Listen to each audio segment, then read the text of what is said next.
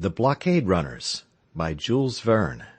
Chapter 3. Things Are Not What They Seem. The Dolphin had a good crew, not fighting men or boarding sailors, but good working men, and that was all she wanted. These brave, determined fellows were all, more or less, merchants. They sought a fortune rather than glory. They had no flag to display, no colors to defend with cannon. In fact, all the artillery on board consisted of 2 small swivel signal guns. The Dolphin shot bravely across the water, and fulfilled the utmost expectations of both builder and captain. Soon she passed the limit of British seas. There was not a ship in sight. The great ocean route was free. Besides, no ship of the Federal Marine would have a right to attack her beneath the English flag. Followed she may be, and prevented from forcing the blockade, and precisely for this reason had James Playfair sacrificed everything to the speed of his ship, in order not to be pursued. Howbeit a careful watch was kept on board, and, in spite of the extreme cold, a man was always in the rigging ready to signal the smallest sail that appeared on the horizon. When evening came, Captain James gave the most precise orders to Mr. Matthew. "Don't leave the men on watch too long in the rigging. The cold may seize him, and in that case it is impossible to keep a good lookout. Change your men often." "I understand, Captain," replied Mr. Matthew. "Try Croxton for that work. The fellow pretends to have excellent sight. It must be put to trial. Put him on the morning watch. He will have the morning mists to see through. If anything particular happens, call me." This said, James Playfair went to his cabin. Mr. Matthew called Croxton, and told him the captain's orders. "Tomorrow at 6 o'clock," said he, "you are to relieve watch of the main masthead." For reply, Croxton gave a decided grunt, but Mr. Matthew had hardly turned his back when the sailor muttered some incomprehensible words, and then cried, "What on earth did he say about the mainmast?" At this moment his nephew, John Stiggs, joined him on the forecastle.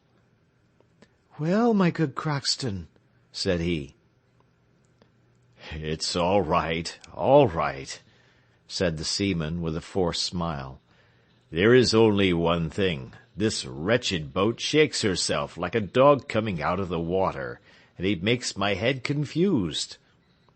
"Dear Croxton, and it is for my sake."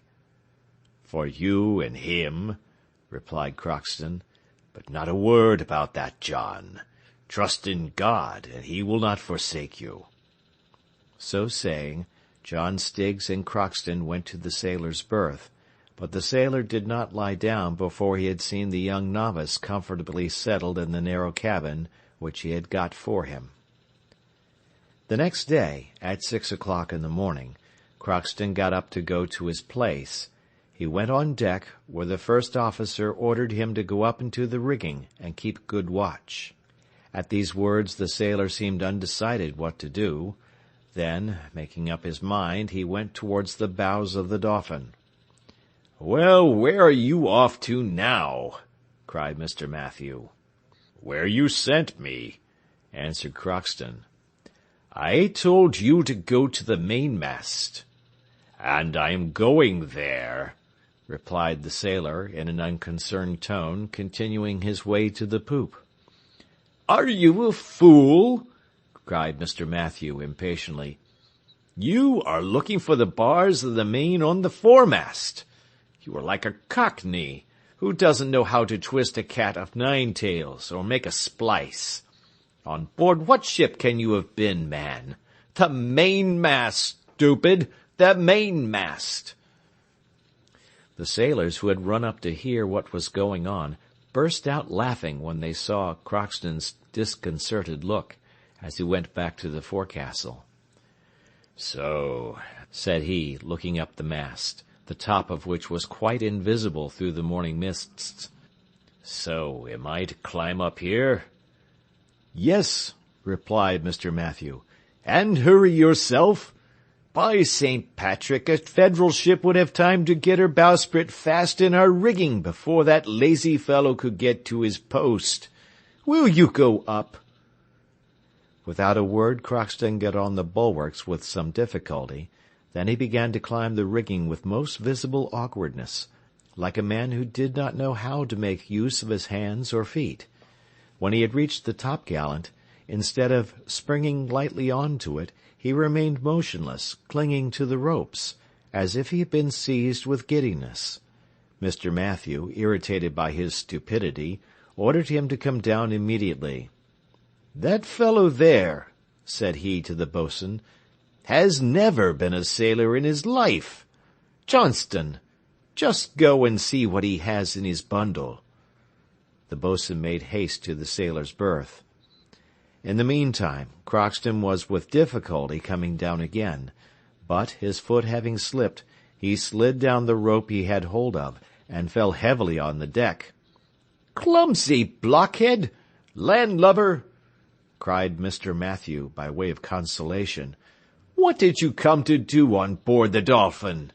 Ah, you entered as an able seaman, and you cannot even distinguish the main from the foremast. I shall have a little talk with you." Crockston made no attempt to speak. He bent his back like a man resigned to anything he might have to bear. Just then the boatswain returned. "This," said he to the first officer, "is all that I have found, a suspicious portfolio with letters." "Give them here," said Mr. Matthew. "Letters with Federal stamps! Mr. Halliburtt of Boston! An abolitionist! A Federalist! Wretch! You are nothing but a traitor, and have sneaked on board to betray us. Never mind. You will be paid for your trouble with the cat-o'-nine-tails. Boatswain, call the captain, and you others just keep an eye on that rogue there."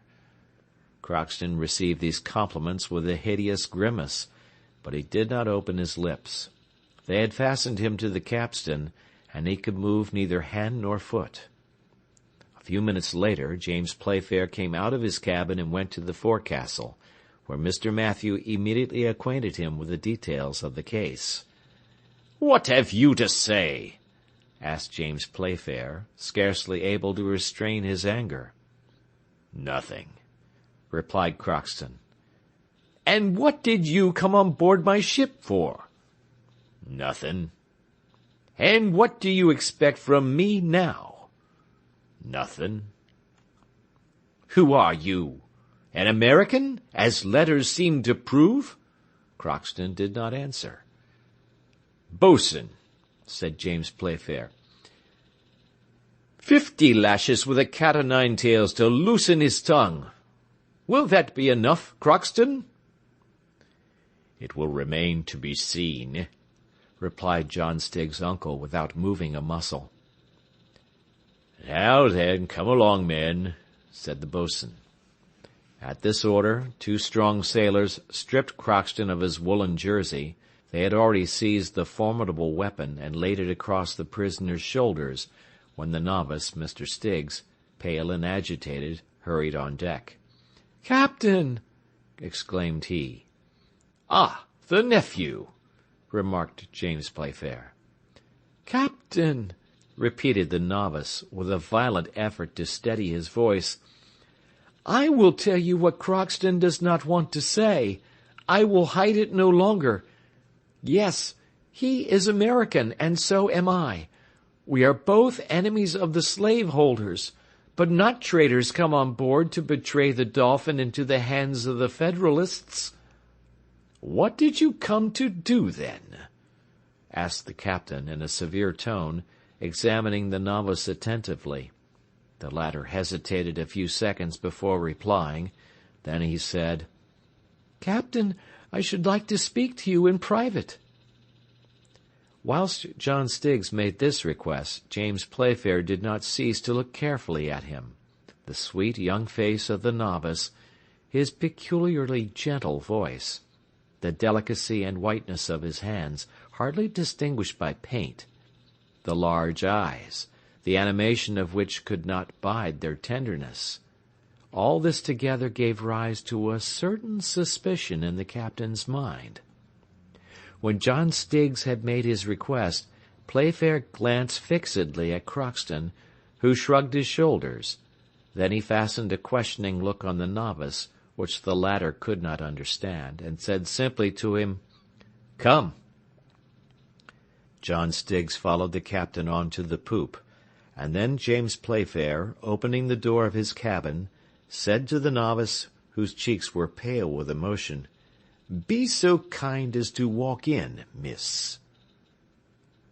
John, thus addressed, blushed violently, and 2 tears rolled involuntarily down his cheeks. "Don't be alarmed, miss," said James Playfair in a gentle voice, "but be so good as to tell me how I come to have the honor of having you on board."